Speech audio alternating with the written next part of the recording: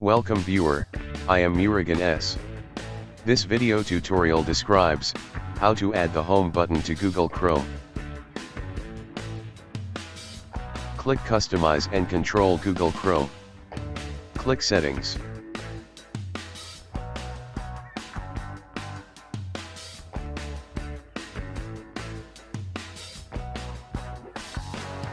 Turn on Show Home button.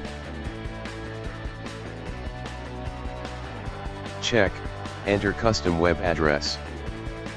Type home page URL.